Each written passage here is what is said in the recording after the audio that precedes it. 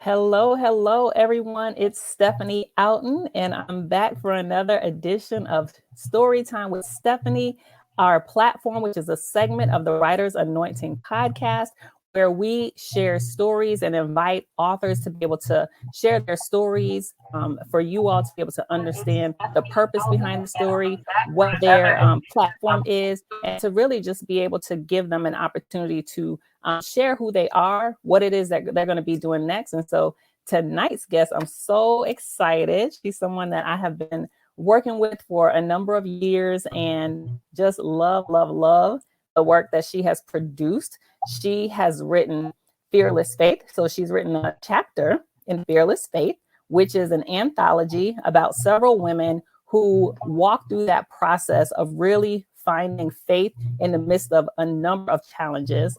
But then what I'm also super excited about is she is a Christian fiction author, which that's my genre. Y'all know that's my favorite. And so she has written a fiction book Until Now. And we'll be spending some time talking with Dr. Marcia Jackson tonight about both of her books. So everyone, please welcome Dr. Marcia Jackson. Marcia, are you here? I am. Hello. How are you? I'm great. How are you, Stephanie? Awesome. You look beautiful as usual. Oh, thank you so much. So excited to be here tonight. Thank you for having me. I'm really Yeah. grateful to be here. Awesome. I'm so honored that you said yes. So thank you for your yes. Thank you for your Yes.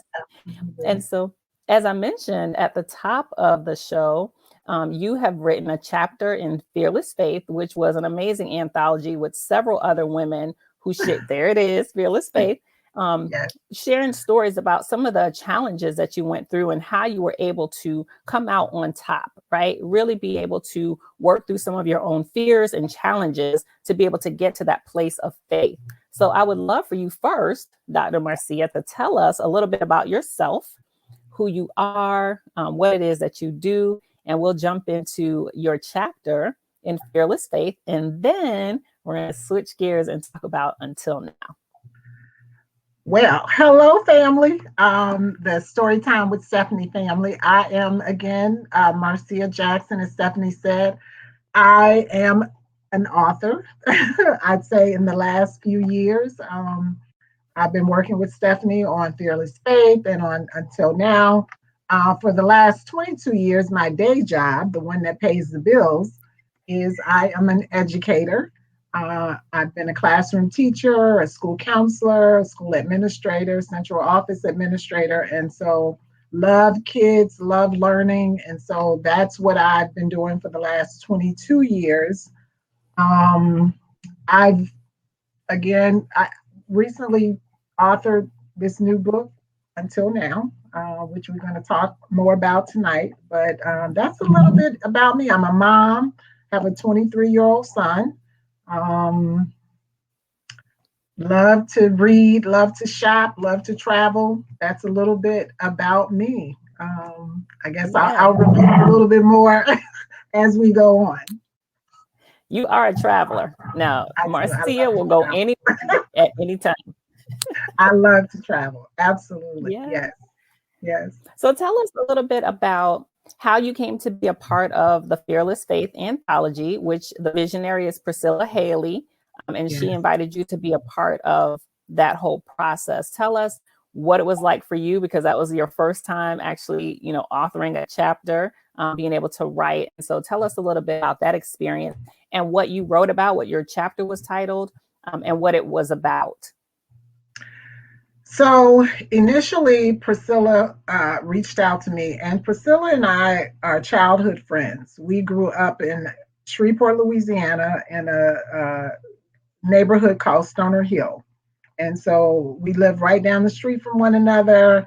Our parents were friends. It just was a great community as a kid growing up. Now that I look back on it, it was really great community. Everybody knew everybody, and we all took care of one another in our neighborhoods.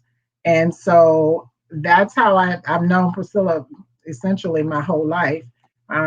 She, of course, left Shreveport. So did I. I live on the East Coast in the DC area. And so she reached out I can't even remember how exactly we like reconnected. Probably through social media because that's how I reconnected with a lot of folks. And she reached out and said, "Hey, I have this project. You want to be a part of it?" At the time, I was doing some other things. I teach at the university level also, and I had just accepted a class that I was going to be doing for a semester, and I was like, I can't do one more thing. And so I was like, Priscilla, I can't do it right now. And so few months passed and she reached out again and was, at that time I was in a different place. And I was like, you know what, Lord, okay, I hear you. You're tapping me on the shoulder. I've always been a person who I knew I was going to write a book at some point in my life. And one of my students who my first couple of years teaching has reached out to me recently and she said, Miss Jackson, I wasn't doctor at that time. She said, Miss Jackson, you said you were going to write a book and you did it. And I'm so proud of you. And so that was really awesome because I would tell my students, probably when they were getting on my last nerve, I'm going to write a book one day about y'all. So it was just great to fulfill that dream. So Priscilla, really, I owe her a debt of gratitude because she really prompted me to really dig deep and share my story in fearless faith. And after I started working with you and got the writing process down in my spirit, I was like, I can't stop. I have to keep going. And so worked with you again on until now. And what an incredible journey it was to work with you. Yeah, it has Thank been. you. Yes. I remember that whole time of fearless faith, and initially you had some apprehensions, you did have some time constraints, and Yes. I think you said no at first, and then you did come back and you Yeah. contributed a chapter. And I remember we were like, okay, you got to go deeper, right? Yes. And Yes. you were like, how much deeper can I go? How much deeper can I go? That But you were writing able to. process, Woo, it was yeah, something else. takes a lot out of you. Just pulls it all. You just pulls it all. And Stephanie and her team, they have a way of pulling it out of you for sure. Yeah. Yeah. So tell us, what did we pull out of you? What was your chapter called, and what was it about in Fearless Faith? So my chapter was When God Says Yes. And it was about actually the home buying process of this lovely home that I sit in today. After having gone through a devastating divorce, devastating finances, I mean, financial bankruptcy, just many, many different devastation on many different levels, and realizing that, I didn't have a choice but to trust God. I wanted to own a home again, and I didn't have the means, didn't have the funds, didn't have the wherewithal, but I had faith and I trusted God, and He is faithful. Yes. He is faithful. And so my chapter is really all about if you've ever been through the home buying process, it's never like a straight cut process. You go in and out and you're constantly like, okay, here we're going to close on this date. And then something else comes up and then it's a process. And so through that process, God just showed me how my faith, that mustard seed faith, many times through that process, how he could just take that faith and really work it and do some amazing things. And so when the opportunity, the door opened for me to write about that process, I knew I had to write about it because it was just such a dynamic process of how God just like no $0 to now owning a home. I mean, nobody but God. I was like, who buys a house with no money? Who does that? God. Exactly. Marcia does it with the help of the Lord Jesus himself. Listen, Because nobody but God. And this may sound crazy, but I think for the first probably probably 8 good years. I live off a main highway. When I come to my neighborhood, I have to turn off that main highway. And every day, probably for 8 years, I'm sure I missed a few, but I don't recall very many. Every time I turned off that main highway, I would say, "Thank you, Jesus." Every day for probably 8 years, because I know that the only reason why I sit here today is because God said yes. And so I just had to remind myself every time that God did this. And so yeah, probably for the 8 years, I was like, "Thank you, Jesus." Every time I would whisper that to myself as I turned into my neighborhood. And I remember, your chapter because it was very inspiring for me. You and I had faced some similar challenges. I had gone through a divorce, had to, leave a home, and to be able to see how God was able to literally give you the home of your dreams with no money, um, all of the financial like ruin and devastation that you had experienced from such a tumultuous divorce, and to be able to say, "This is now mine." Like, God has given this to me, right? So when God says yes, he says yes. He puts a stamp on it. He will say yes to your dreams, your visions, because he's already implanted those visions and those dreams in you. That the desires that he had for you were in his heart before you were even formed in your mother's womb. And so he already knew you wanted that house. All right. He Listen. already knew you wanted that house. And he was like, "Don't you worry. I know you want the house, but I'm going to wait until Mm, you are at the lowest of the lowest points in your life to be able to show up for you so you can say, this was nobody but God. This was nobody. nobody." And Nobody. so Yeah. to read that chapter, I was like, yeah, this right here is amazing. This is God's Mhm. love for Mm, Marcia. yes. And then when you came back to me and said, "Stephanie, I think there's more. Think I'm I think not there's done more. yet. I think I'm not done yet." And I I'm was not like, "Oh, done. okay, you're not done, but do you have time?" Because I knew, the life Oh and my the work God. and the things that you were doing. And I'm like, okay, do you Yeah. have time to really dedicate? Because writing a book it's a process. And yes, some people Oh can my do it goodness. very quickly. Others, it takes some time, especially when you're walking through some things that you're writing about. And I just want to Mhm. stop really quick to just say hello. Thank you, everyone that's been joining us. I see several people coming in. I wanted to acknowledge you and thank you for joining us tonight with Dr. Marcia Jackson. We just got done talking about her first chapter in Fearless Faith, which was an anthology that came out, what was that, 2018, I think? 28, 2018. I think it was 20, 2018. Yep. 2018. and Hmm. yeah, and then you and I started working together pretty quickly after that on this masterpiece. Until now. Till Yes. now.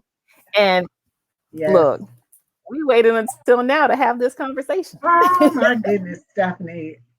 What a journey. That was 2 years. That was a life altering experience to work with you and to write. And obviously the people might not know, but the first kind of iteration of the book was year one. Like I was like, "Stephanie, here it is. I'm done. She Done. was like, "Yeah, here you go." Got it." I was like, "What's that? What's that, Marcia? No. What's that?" And Stephanie and her team of amazing, amazing people took that manuscript or whatever you want to call it and just ripped it apart, and it was a whole another year process Mhm. of editing and going deeper and peeling back the layers of the onion and just really walking in the like just I mean I'm still in awe of when I look at what I gave you that April to what we actually published the next April a year later. It was just so much better and so much richer and so much more I think impactful for the people who have read it at this point. That's what people have told me. I'm just going on what they've told me. And Yes. people who know me and love me and support me, but also people who don't know me and just have taken their time to read the book. And it's one of those books, and I've heard this enough to believe it, that you pick it up and you just read through it the whole entire night. Like it's one of those. So I'm like, if you don't have like the night or the day to just go through it, don't even start it. Because that's what people, they're like, I picked it up and I could not put it down. And Yeah. I'm like, This book was extremely impactful. And then, but to understand the backstory and how you had been trying to write this story for like 20 years. 20 20 years, years. 20 plus years. I mean, I'm a person who journals. I keep like several different journals, and I do it intentionally because I think about my grandmother, who I love dearly, and my great grandmothers, and my great aunts, and all those folks who I just have fond memories of them, and they were um, role models. And I would love to be able to pick up something that they wrote during their time, and just read through it and see what they were thinking and see how they were dealing with things. And so I write my journals intentionally for my great, great, great grandchildren. I want them to, have something. Aside from the books that I've written, my journals are a little bit more personal, and I share my heart in my journal. So that'll be something that I see that I can hand to my son one day and say, make sure my great grands, get these journals and have some idea of, what it was like to go through a pandemic. Hopefully they Yeah. won't be going through that. But yeah, I journal, and that's journaling has been something that I've always done. So I knew a book was in me. And I write poetry as well. Poetry is something that kind of comes to me here or there. Um, and I'll scratch something out, and there it is. So there's a little couple poems in until now. Yeah, Marcia, I didn't know she was a poet until she sent the manuscript, and I was like, "Wow, this is beautiful!" Like she laces the chapters with scripture, with poems that she's created to set the tone for each of the chapters, and I loved how you did that. So I know people are like chomping at the bit; they want to know about the book and what it's about. But I want you to tell us first, why did it take you over 20 years to write this book? What were you walking through? What were you experiencing? What even got you to the place 20 plus years ago to say, I'm going to write this book, but then 20 plus years later, it actually manifests? Yeah, I think one of the most important things in my life has been my relationships, and those significant relationships that um, particularly my marriage at the time was just going through, again, devastation. If you've ever been through a marriage that has fallen apart, and family falling apart, and life falling apart, and you just you move through that sometimes, and you may not deal with it in the moment, because maybe you just have to keep moving. After I had my son, it was like, okay, I can't just think about myself. I've got to, like so many other women and men, I don't think it's unique just to women. I think our experiences are different, but I think men also experience the devastation when their families fall apart. I've talked to enough men and seen enough men to understand that they go through a real devastation as well. So, divorce and the breakup of families, it just, I mean, because it doesn't just affect the two people, it affects children, it affects, both sides of the family, because you've built those relationships with the people, and you've enmeshed yourself in each other's lives. And so when that unravels, sometimes you don't know exactly how to deal with it. And for me, I think I dealt with it by just keep going, keep going. School, get this degree, go get this, keep myself busy. And there came a time where I just, the busyness wasn't working anymore. And so I had to take a step back and um, be reflective and realize that, hey, maybe this isn't exactly, what I wanted out of life and how I wanted my life to look. And so through that process of, again, unraveling, some of the, maybe it's a wall I built up, wall of success, right? Yes. Go achieve this, go. And I'm an achiever by nature, so that is part of my character. I'm a person who, at the end of the day, I want to. What did I accomplish today? That's just who I am. But when it becomes kind of a mask that you wear to pretend like everything's okay and it's really not, that's when you have to have a conversation with yourself.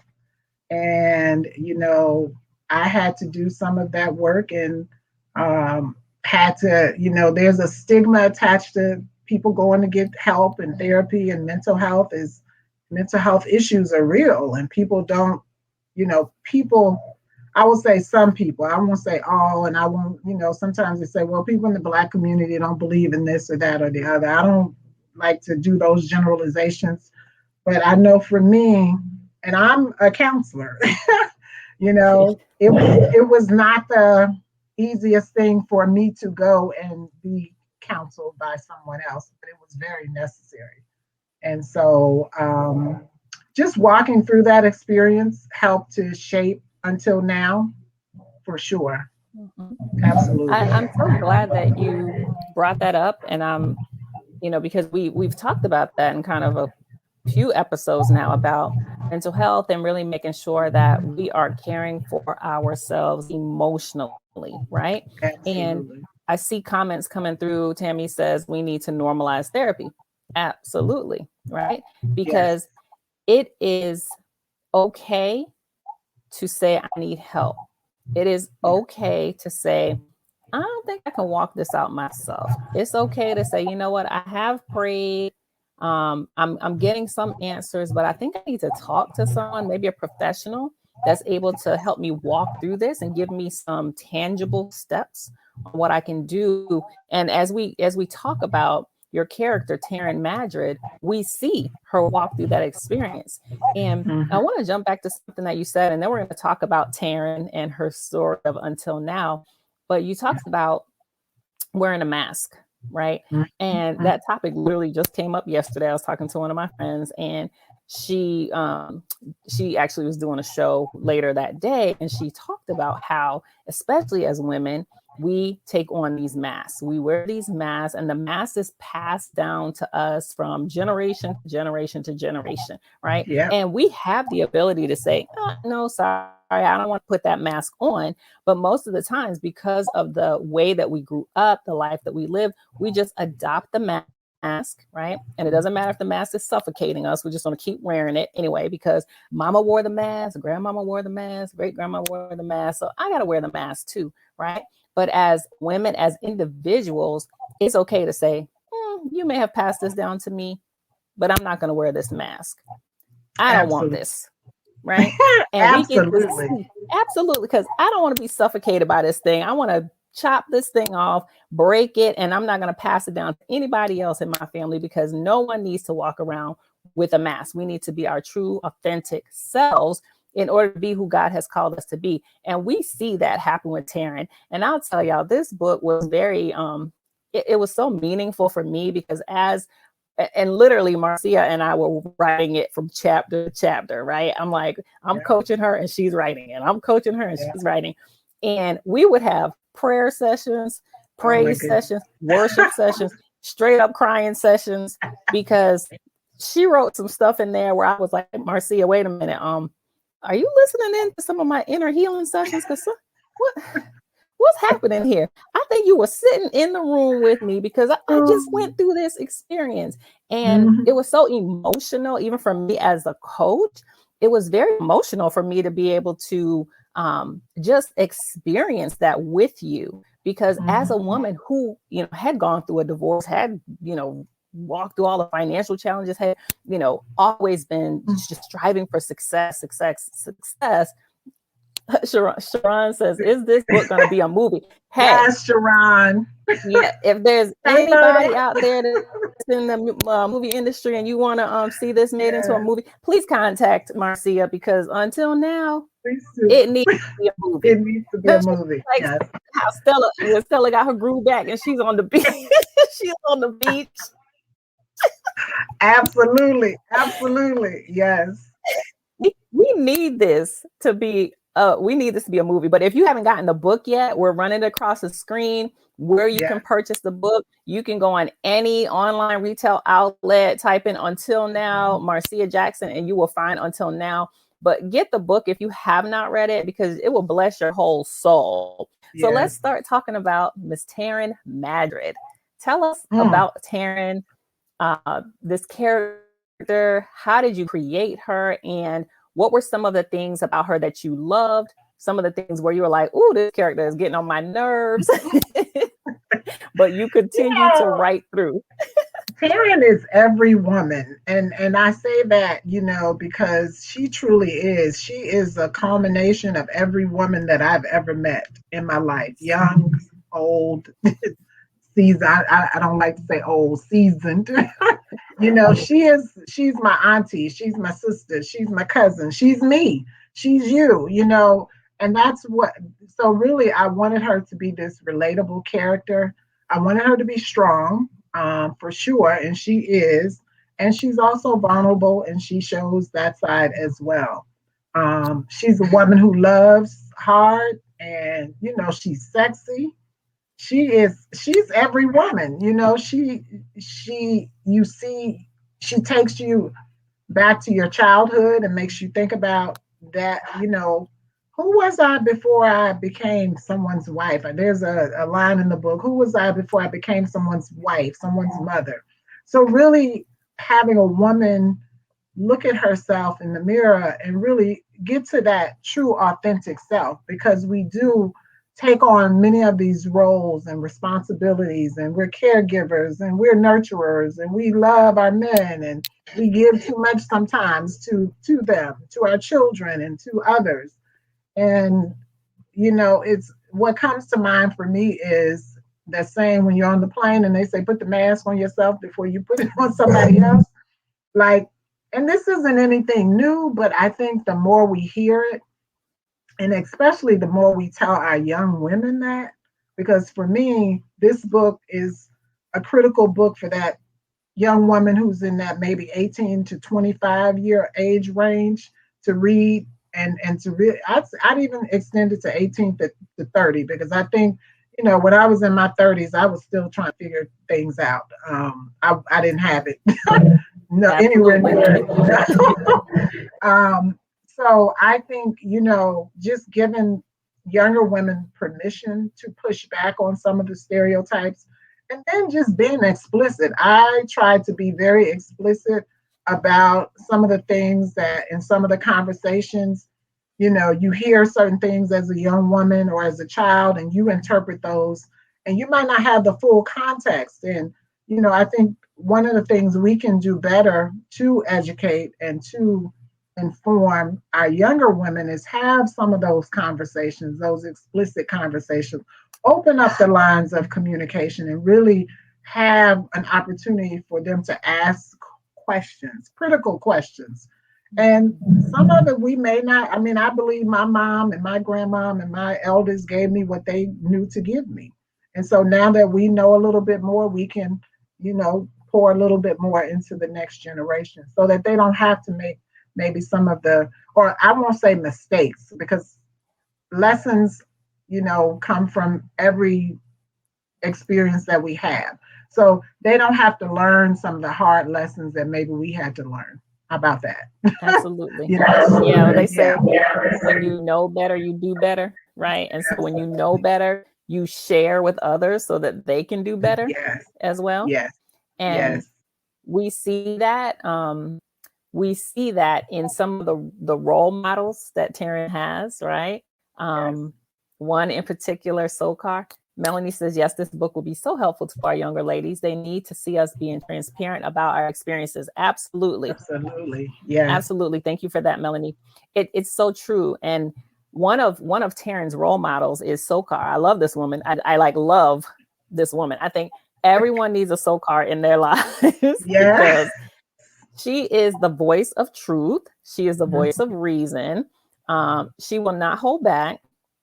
And she literally puts the mirror in front of Taryn's face to Yes. expose her, right? And not in a way to hurt her or damage her, but to help her to recognize you're not living up to who you truly are. But first of all, you don't even know who you are, right? Mm, And it's a that sad part. reality for so many Yes. of us as women. Unfortunately, we live behind the mask because the mask is comfortable because we don't know exactly who we are. And so we're fighting between our identity and our destiny. We're fighting to be able to understand, who am I supposed to be? Because like you said, Taryn was stuck between being a wife and being a mother, but she didn't know how to be Taryn, right? Mm, She didn't even know who mhm. Taryn was. And she had Right. to have people like Sokar, and she had to have people like her therapist to get her to a place of recognizing, first, you need to begin to learn to love yourself. You need to identify who it is that you want to be, who has God created you to be. And Mm, one of the things I'll ask you, especially because you created this character, and often fiction imitates life, right? Were there absolutely. moments that you walked through where you were Taryn? You didn't know who you were. You were a wife at one point. You are a mother, right? And being that I know you now more personally, I know how Yeah. much you pour into your friends, your relationships, and your son. Were you in that place as Taryn was of not knowing your identity? Absolutely. I absolutely was, and just had to, again, do some real work, some real hard work to figure Mhm. out um, how to get back to Marcia, authentic Marcia, that Marcia that's okay with being in her own skin and uh, can celebrate being in her own skin because sometimes, well, I know I took so much from different places, and it's like, okay, well, who am I, and what do I really want? And so as I started to, my son is 23, so he's got his own life, and I think some of it came too also kind of being at that 40-ish age, and now you're like, okay, life is I'm 49 now, and it's like, okay, I got to figure out my own life because I poured so much into my son, and now he's gone on doing his thing. He's an adult. He doesn't need me to manage his life, and so now I've got to figure out how to pick up the pieces and what does my life look like now. And so that has been a journey, and it's an ongoing journey, and giving myself permission to live my best life and not just say that as a catchphrase, but really live that authentically and figuring out what that looks like. And it's been a journey, and it's been fun at times, and it's been, lonely at times because, Mhm. that's work you have to do by yourself. Nobody can help you with that work. You have to do that by yourself. And so, yeah, yeah, it's an ongoing journey. But the beauty of it is that what I've discovered is even when you're by yourself, you're never really by yourself because God is always with you. And I know again, people who may not be super spiritual or whatever, they're like, oh yeah, God is with you. Well, listen, truly when you reach down and you see yourself for truly who you are and you truly allow yourself to experience God in your everyday living, then you really understand you're not out here by yourself. You are truly being led, being guided, and you have the grace of God with you everywhere that you go. And so, as I have really come to understand that and really come to embrace that, it's been a really, really wonderful, wonderful experience. And going places by myself, doing things by myself is really, there's a point in the book where Taryn goes on a trip by herself to the beach. And, I have not gone to the beach by myself, but that's something that I'm working towards. I have, gone to go out to restaurants or whatever by myself, and I'm good with being by myself, but I haven't gone to the beach by myself, so that's one I have to do. But Taryn did that, and I was so proud of her. So when you say what are moments where I was really proud of Taryn in the book when she went to the beach by herself and did that whole period of reflection. There was, I actually had dog-eared that particular section because that was one of my favorite sections too, right? For her to be able to take this trip, that SoCar was like, girl, you need to go off by yourself and figure things out because you're getting on my nerves. Yes. Like, go on this trip. And she was thrust into having to take time by herself to focus on herself. And she took her journal with her. And I'll just read a quick excerpt from the journal. She says, I arrived at the resort today. It is as beautiful as I remembered, because she had been to this location once before. Absolutely. For more than an hour, I sat on the beach listening to my inner voice. It was peaceful and calm. And it was nice to be there by myself. I have never been on a trip by myself. So this was a big step for me. I'm glad I did it. It's good to be alone with yourself sometimes. I also realize it's good to have someone by your side to experience life with. I think that's why I've been holding on to Damon so tightly, and Damon is Taryn's son. Afraid of not having someone to love and care for. I realize that if I die today or tomorrow, the only regret I might have is not having loved again. I don't need a man for the reasons I thought I needed one in the past, but I do want that special one. I have overcome the expectations that others created by putting fear in my heart of not being whole without a man. I'm whole all by myself, and I understand that now. And I love that line because it took her reflecting on that beach. And you'll see throughout the book, there's so many moments where Taryn reflects. Her window seat in her house is one place where she reflects. That's her safe place, right? But she has this moment at the beach where she realizes, I want a man. I desire that.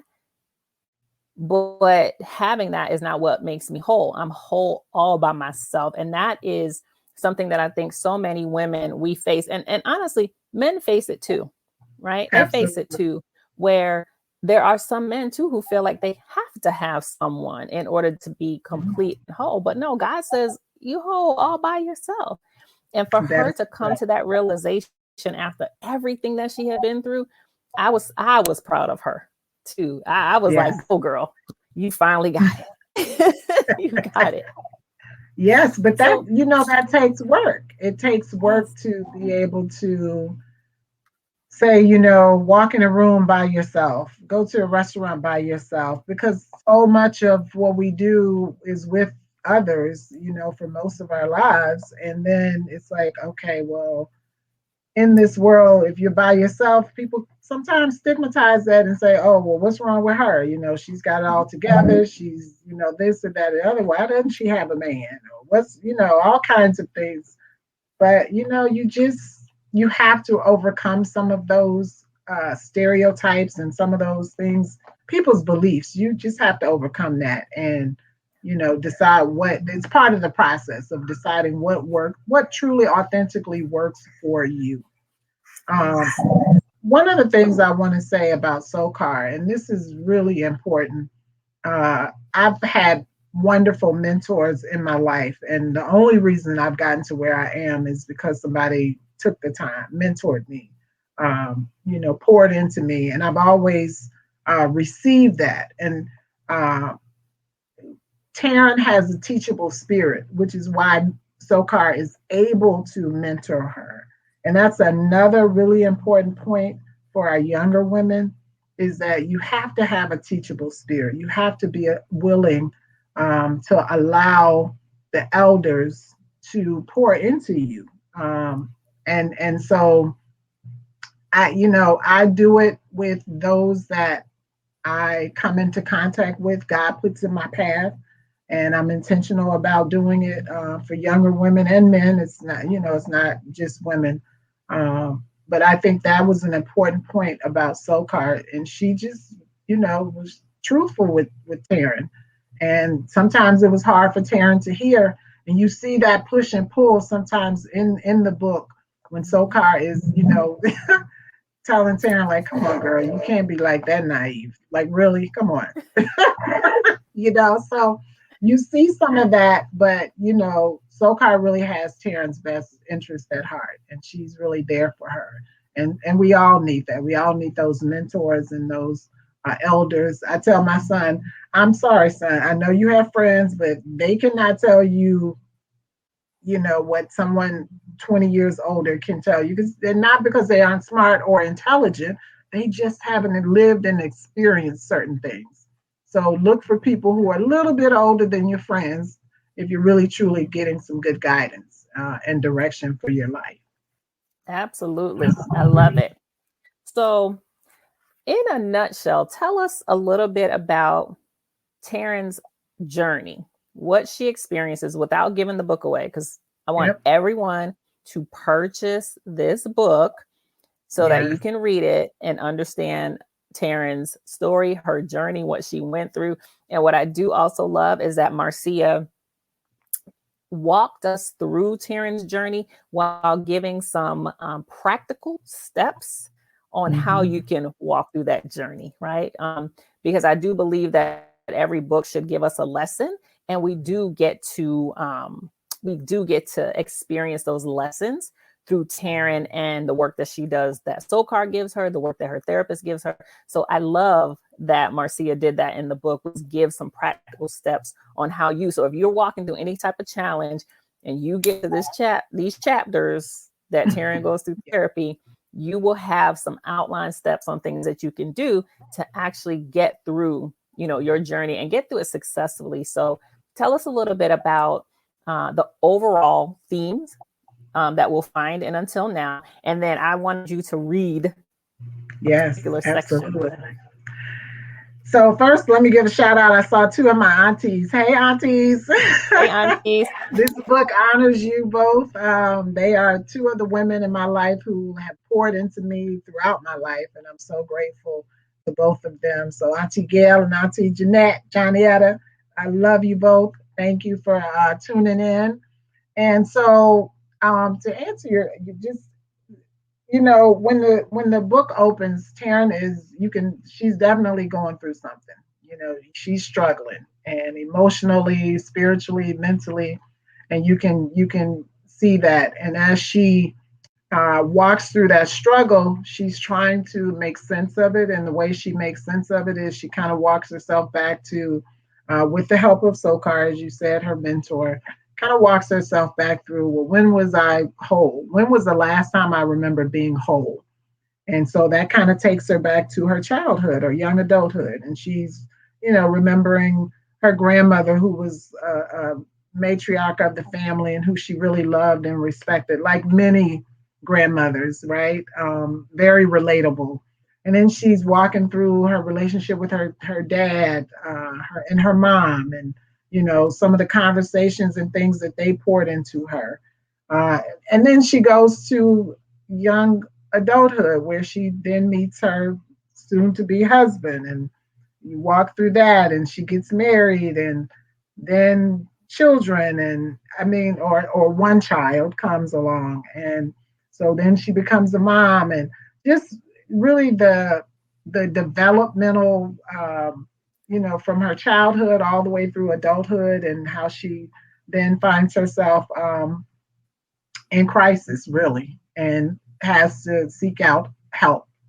And being a counselor myself, as I said, I have some of those pieces, but I think counselors can be the hardest people to go get counseling, right? And so she, her role, and she's not a counselor in the story. She actually works in real estate, which is something I've done in my past at one time as well.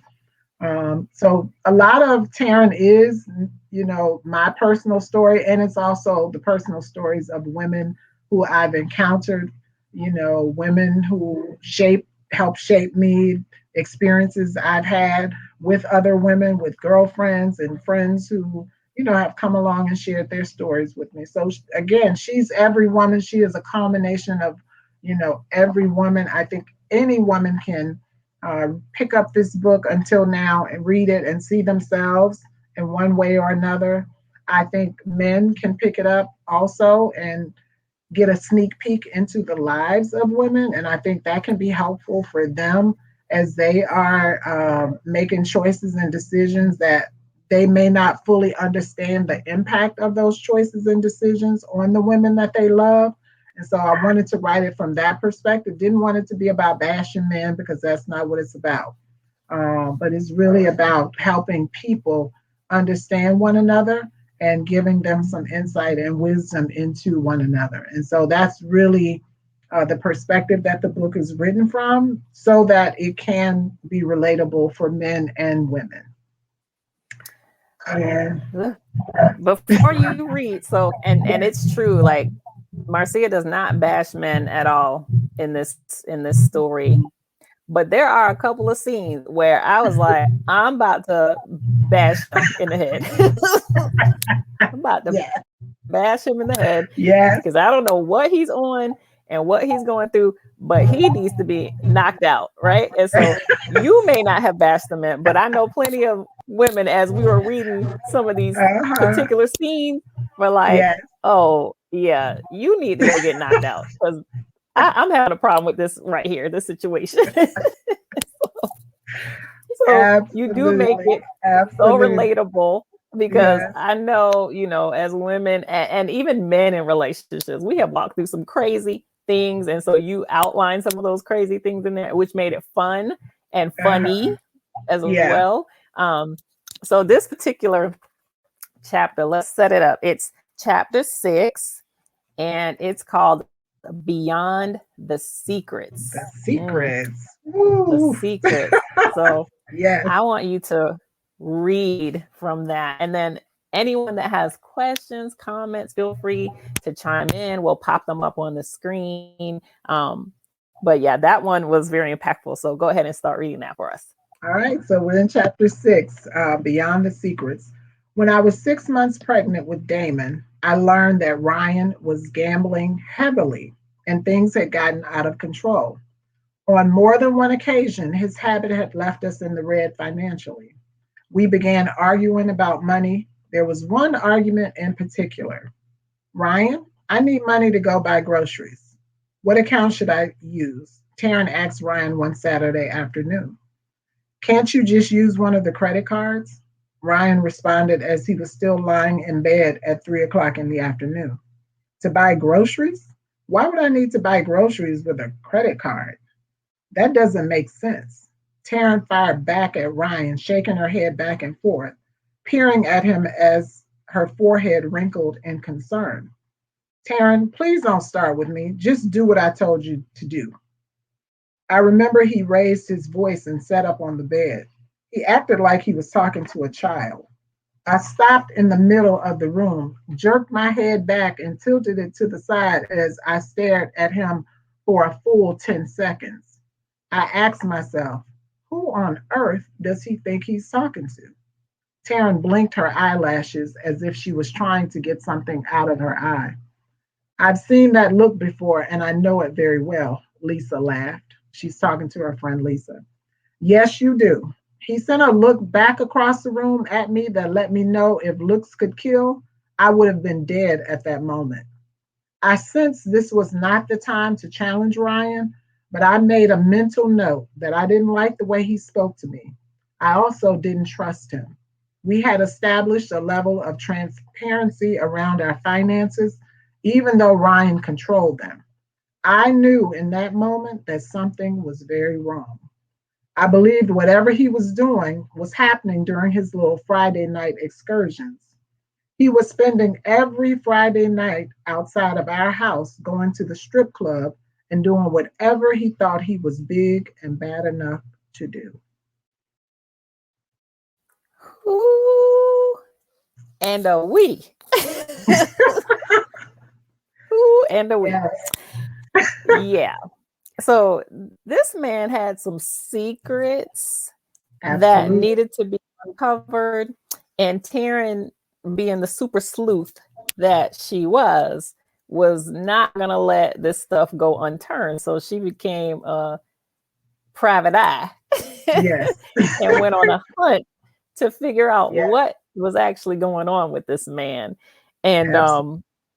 those were some of the scenes where I just had to crack up. I was just laughing because I'm like, as a woman, we'll do some stuff, because when we Oh my think, goodness. when we all we got to do is think something's happening, and we like, hold up now, wait. Let me get my Yeah. magnifying glass and put it over this situation, because I'm about to expose this whole thing Those spidey right here. antennas go. And Taryn's spidey antennas are going off like crazy. And she, Yeah. she Yeah. did some stuff. I had to laugh. I don't even want to tell everybody about this scene, but there's one particular scene where she showed up somewhere. I was like, this woman right here is hilarious. And I could see doing something like that. Absolutely. Absolutely. Yes. When you Yes. are a woman who is fed up, who is Yes. enraged, who is sick and tired of having to question what's going on here, right? Right. Right.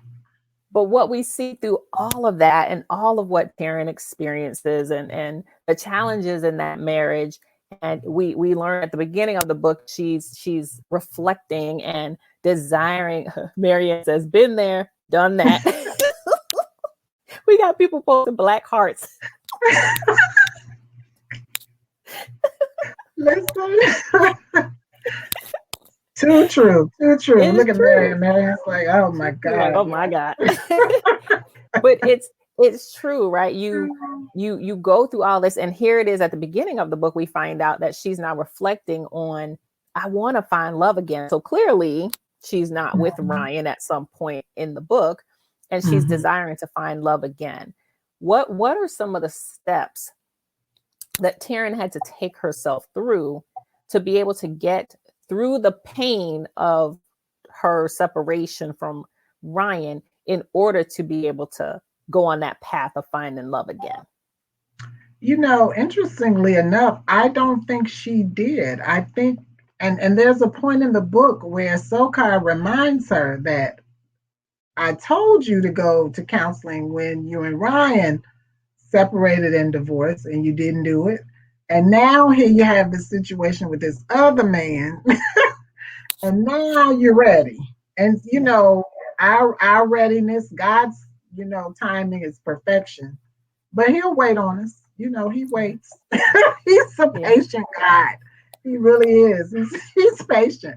And some lessons we don't learn the first time around, and we don't take opportunity to really reflect on those lessons. And so in this book, unfortunately, Taryn did not, do the work that she needed to do after her situation with Ryan. She kind of, went on and moseyed on into something else and found herself in a as they say, entanglement. In an entanglement, and it Yeah. wasn't, and maybe had she done some of that work, maybe she would have been able to see some of those things before she got herself entangled. Yes. So And yeah, you can't get entangled. around it. Yeah. Yeah. Entangled she was. I'm like, Yes. Yes. Yes. Taryn. Yes. But So I'm gonna be honest, because you and I talked about this a lot. yes. I'm like, I was rooting for her. I was Mhm. rooting for her in this Mhm. relationship, because I felt like, she had finally gotten over the hump of her separation from Ryan. And here it was. There's even a line in the book where she said, like, she had finally gotten to a place of like knowing what it felt like to be loved, like to be Mhm. loved. Like she had never known love like that before. And Yeah. look, I was like, here I am right here. I'm right with you, Taryn. Like, to be able to feel that again is like, Yeah. wow. And so I Yeah. was rooting for homegirl. I'm like, yes, Taryn, I just want this to work. And we see some things happen, and I saw when it don't sound right, it ain't right. Stop, look and listen. That's from Johnny. She said, when it don't That's sound right, my auntie. it ain't right. Stop, look and listen. And Yeah. unfortunately for Taryn, she didn't stop, look and listen early enough. And then when some things came up, Yes. she was able to uncover some things about this new relationship that really like sent her life into a whole nother tailspin. And it's like, will this woman catch a break? Will Mm. she catch a break? So does she catch a break? Because we got 5 minutes left. And you left us with a cliffhanger. Listen, Yeah, listen, listen. you So, left Miss us. Taryn, the saga continues. Miss Taryn is, out here still living her life, and she's still got more story to tell. And so, oh my goodness. So that cliffhanger you will get some additional, you will hear from Taryn again. Now, when you will hear from Taryn again, I just don't know. But Taryn is going to, she still has more story to tell. She definitely does. Absolutely. Taryn, She's Taryn not done yet. will live to tell a story. Taryn has a lot of Yes, story to tell, and that yes, story will she be does. told in Until Love. Until Until Love. So, for those who read Until Now, there's a little bit of chapter 1 called Reunited Mhm. in the back of Until Now. And so, right there, you're like, oh, I need the second book to come out expeditiously, because it starts off by saying the chapter is called Reunited. Reunited. So you're like, wait a minute now, who is she being reunited with? And it That's says correct. Taryn was surprised when somebody announced her phone number was the only one he knew by heart when he got his one phone call from jail. Stop it and shut the front door. I said, oh boy, here we go. So Here we go. if you all have not read Until Now, I would recommend you go ahead and read it and flood Marcia's messenger, her Facebook, her Instagram, her Yes, email, her phone. Flood her with messages about finishing Until Love, because you yes. need to know how What's Terrence's happening? story Oh my continues. goodness. Like, we need to know. I have Yes, 1,000 thoughts, and I've shared them with Marcy. I will encourage you all, though. She is writing. She I has submitted am. some stuff to me. I've seen it, and I'm like, Yes, keep going, keep going. Let's move this train along, because the people are ready for Until Love. And yes. so, again, I'm going to encourage you to purchase Marcia's book. We see it coming up across the screen. I will post it on my literary doula page as well, so that you have the link. All you'll have to do is click on the link, and it'll take you right to the page where you can purchase her book. Purchase some copies for your friends. Everybody got that good girlfriend that you're like, they want to borrow your book, but you say, no, I'm going to buy you one. And then you go buy someone else one, so that we keep this absolutely. Until Love and Until Now train going, because this Yes, book is phenomenal. It is healing, it's transformative. It helps you to recognize those places in yourself where you have not fully walked through your process. And I am so just eternally grateful to Dr. Marcia Jackson for taking that journey, the Until Now journey, and allowing us to see through Taryn that healing is possible, that it is okay to say, I need help, that it is okay to put yourself first, that it is absolutely. okay to say, I am okay being by myself, because I love myself enough to be by myself. But it doesn't mean that I want to be alone. And I am never alone, because God is always with me. And Yeah. Dr. Marcia, you did such a phenomenal job of bringing that all together. So I'll allow you to give us some final words before we close out. Well, I could not have done it without the love, support, the coaching, the pushing, the shoving, the mentoring of Stephanie Allen and Cocoon to Wings Publishing. So I must give a shout out to this phenomenal woman. I mean, she is so